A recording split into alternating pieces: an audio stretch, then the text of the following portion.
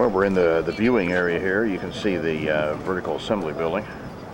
We'll just pan around, see some of the launch pads. This is the viewing stand for the public, the closest that the public can be to any of the launch pads. Mostly water. You can see a lot of water here. There's the tower, shuttle tower.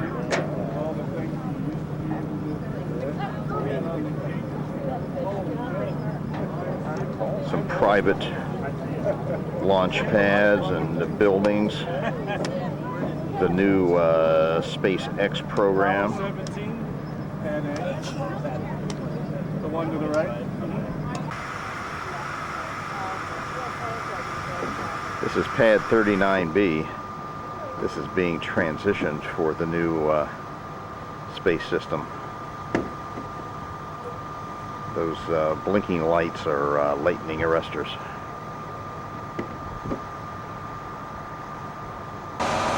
And this is the main pad, 39A. Most of the shuttles and some of the Apollos were shot from this pad.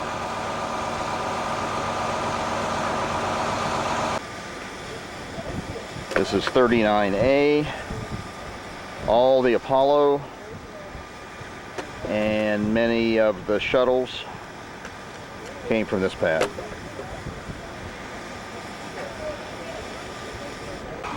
This is 39B. It was used for shuttles, and it's being transitioned now for the new space system.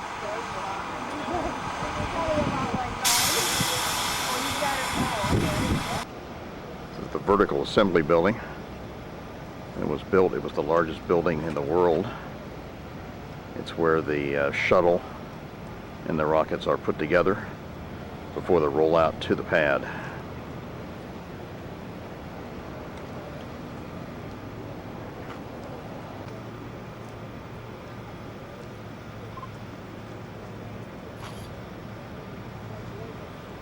This is a vertical assembly building. It was the largest building in the world, where the rockets and the shuttle are assembled before the rollout to the pad.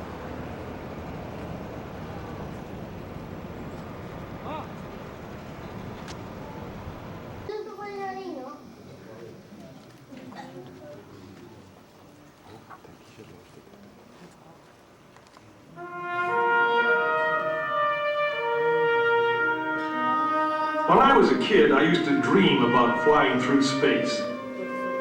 Every week on TV, I'd watch my heroes as they jumped into their rocket ships and took to the stars. And I wanted to be like them. They had courage, imagination, and no problem ever stood in their way for long.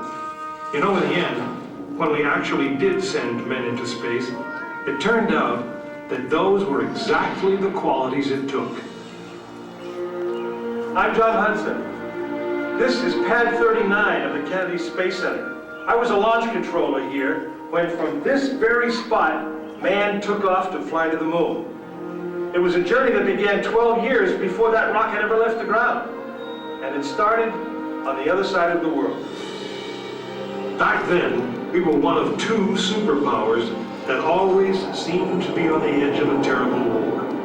In 1957, the Soviet Union launched the first ever man-made satellite into Earth orbit. They called it Sputnik, which means traveling companion. And in a world where peace hung in a delicate balance, it seemed to create a dangerous advantage. Every ham radio operator in America could hear it beeping. People were afraid.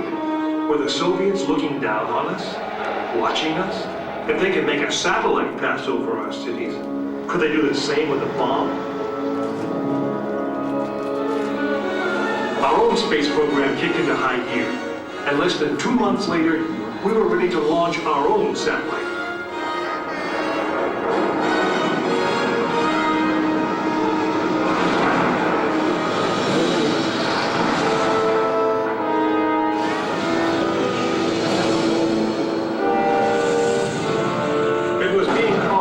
space race, and we were running a distant second.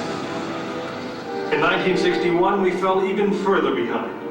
Soviet cosmonaut Yuri Gagarin became the first man into space, circling the world in just 89 minutes.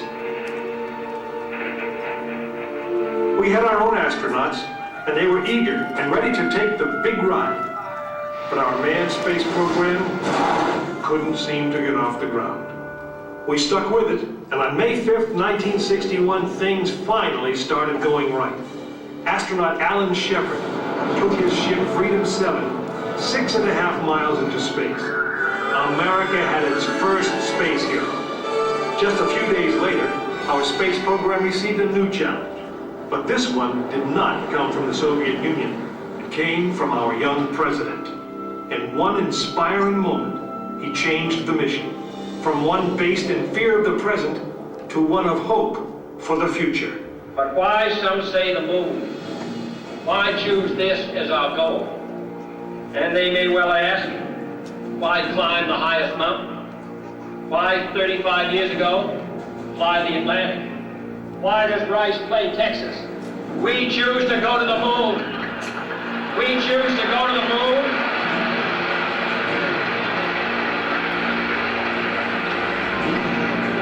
We choose to go to the moon in this decade and do the other things. Not because they are easy, but because they are hard. We hadn't been more than 16 minutes into space, and now we were going to the moon.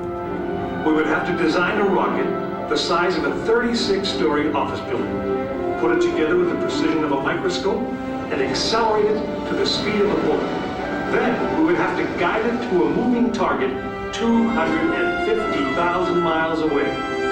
Many people thought it was an impossible dream, but 400,000 of us set about making that dream a reality.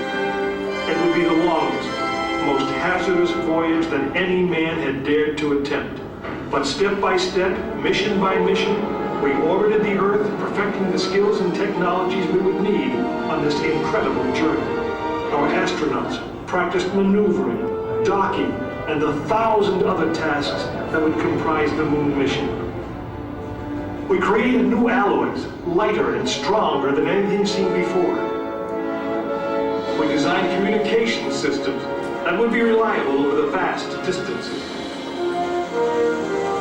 And behind it all, we tried to perfect the rocket that would be powerful enough to punch out of Earth orbit and take us to the moon.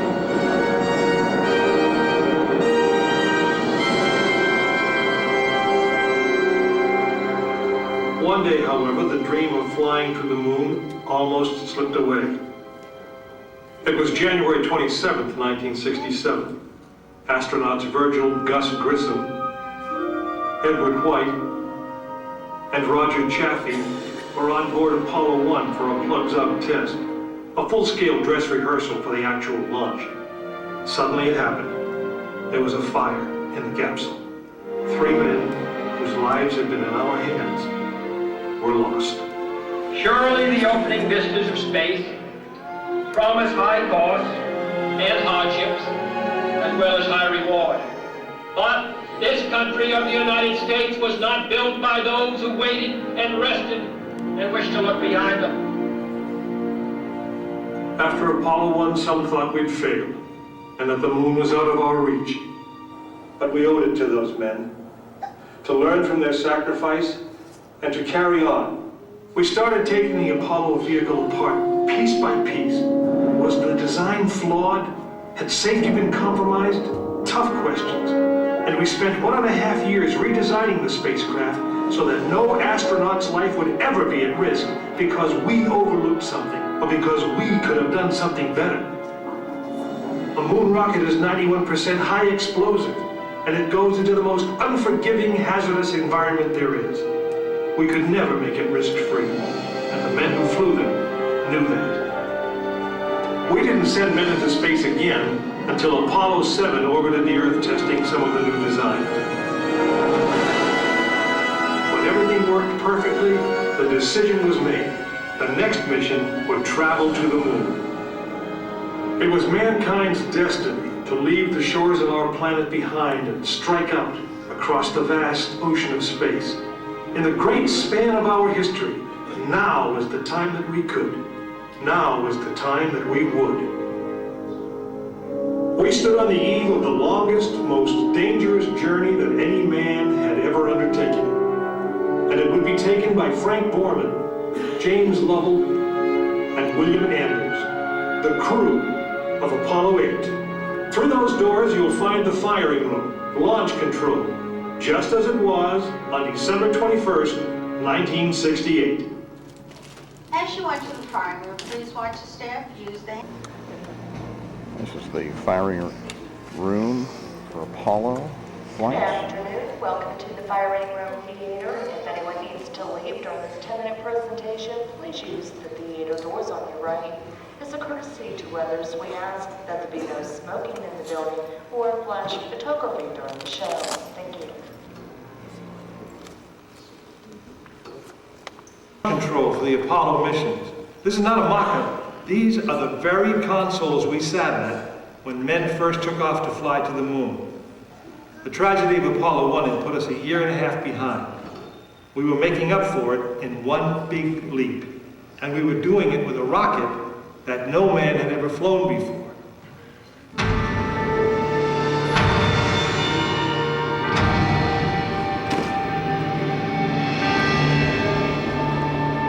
It was a few days before Christmas, 1968, when Apollo 8 sat on the pad. She was the first of a new kind, a moon rocket. This was the Phoenix, risen from the ashes of Apollo 1. The first Apollo crew did not die in vain. This was to be their testament.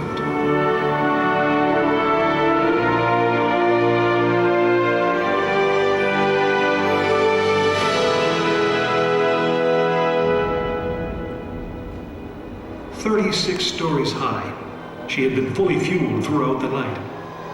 The liquid oxygen in her tanks caused ice to form on the outside of the craft. The extreme temperature differences between the air and the sub-zero fuel caused the metal skin of the rocket to expand and contract. Everyone who was on the pad agreed. It was as though the rocket was alive, breathing, straining at the leash. Earlier in the morning, astronauts Frank Borman, Jim Lovell, and Bill Anders had made their final preparations before taking that long ride out to the waiting spacecraft. The minimum safe distance from a Saturn V at liftoff was 3 miles. The reason was simple. When fully fueled, the rocket contained the explosive power of an atomic bomb. As the clock counted down, the astronauts and all of us in launch control went through the pre-flight checks, our hands on the controls of the most powerful, most complex machine ever built. It had over 2 million separate systems, and to bring these men back alive, everything had to work perfectly. Each individual system had been tested, but what we didn't know was how they would perform when all 2 million began to work together. That moment would come when the countdown clock reached 0.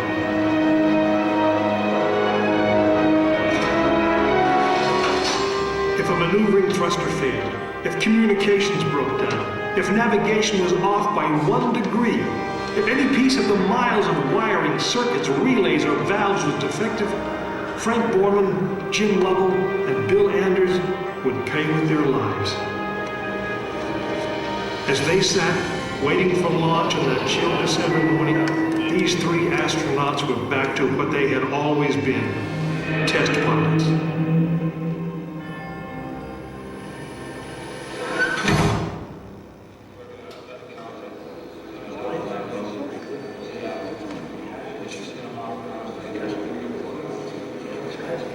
You are now in the final minutes before the launch of Apollo 8, right here where it actually happened.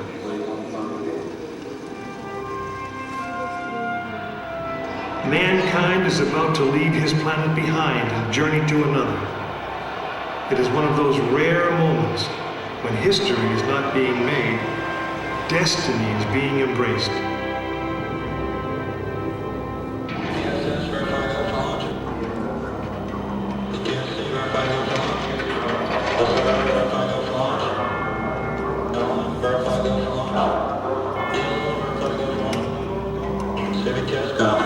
Attention all personnel, the countdown clock will start on my mark at T-minus 3 minutes. 3, 2, 1, mark.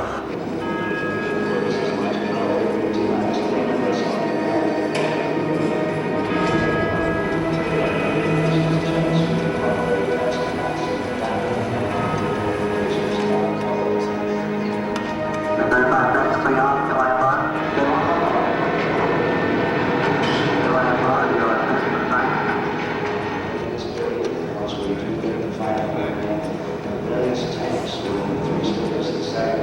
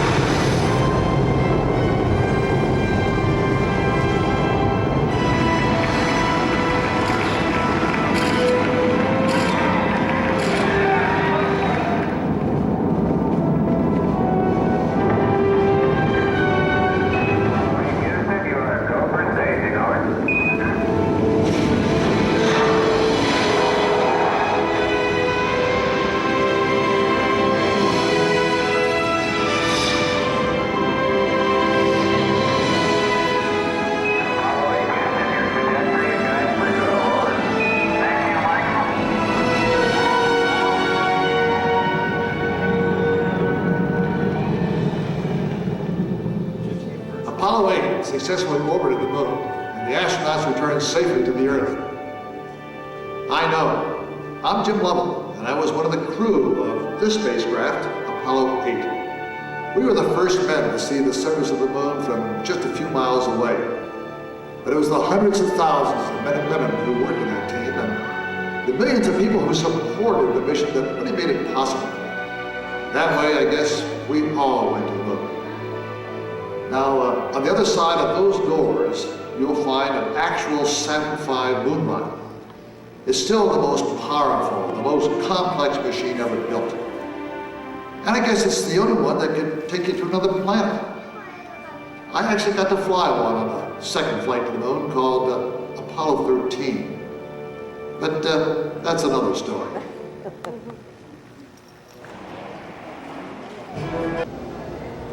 Now this is the Saturn V talking about in the video. The largest machine ever made by man. 3-stage rocket. Got us to the moon. See the stage 1 connected to stage 2. All these stages were non-recoverable.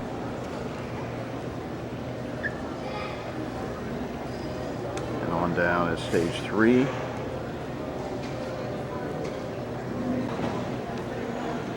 And this is the third stage.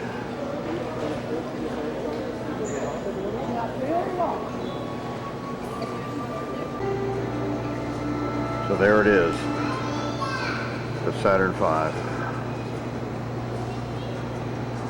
This is the service module.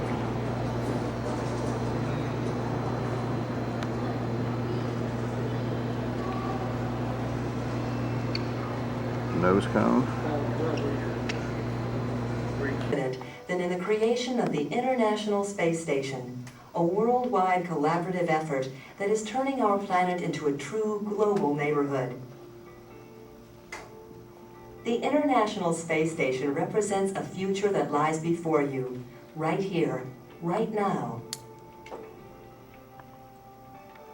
This is Kennedy Space Center's Space Station Processing Facility, where every piece of the International Space Station launched by the United States will undergo final preparations for the journey into Earth orbit. Like Columbus preparing to set sail for a new world, we now stand on the brink of a bold new era of exploration and discovery. Station hardware and technical systems are shipped here from all over the world.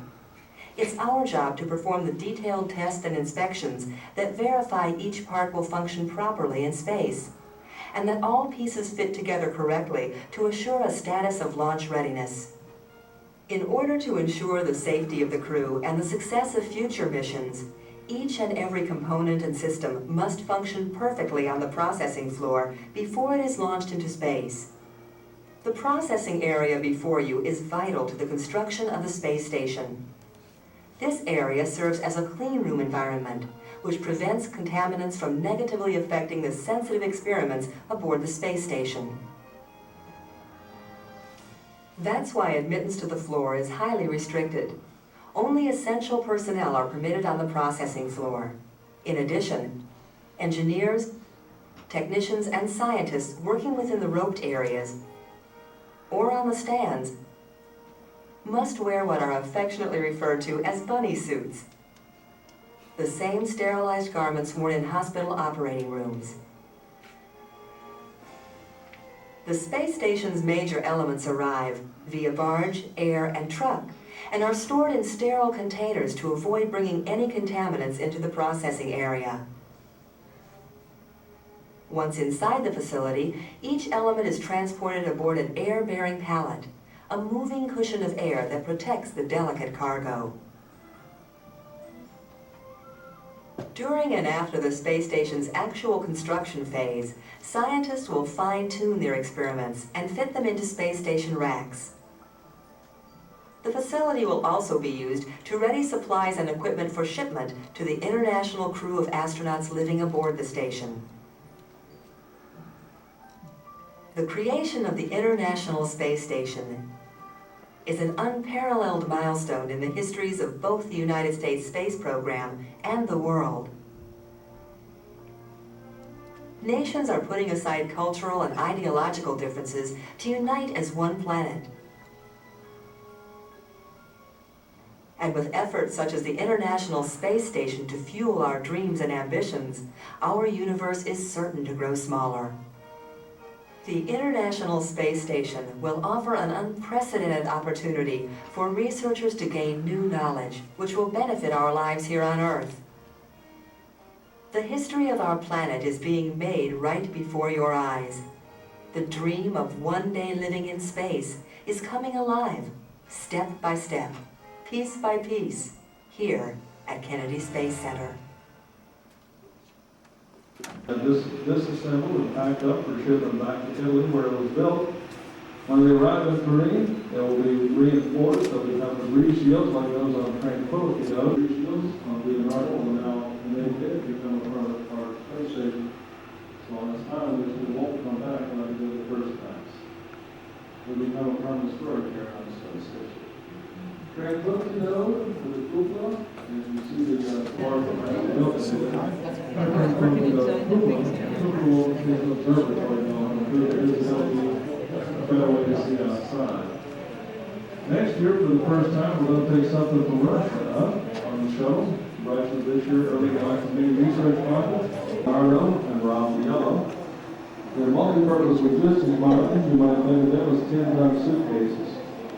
They're designed to ride inside the elevated orbit, carrying pressurized equipment goes on the inside of the space station.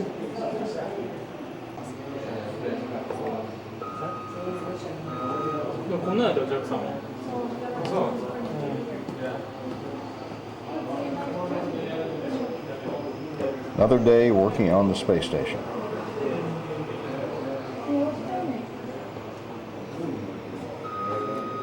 All the components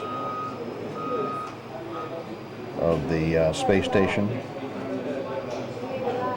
lifted by the U.S. shuttle come through this room.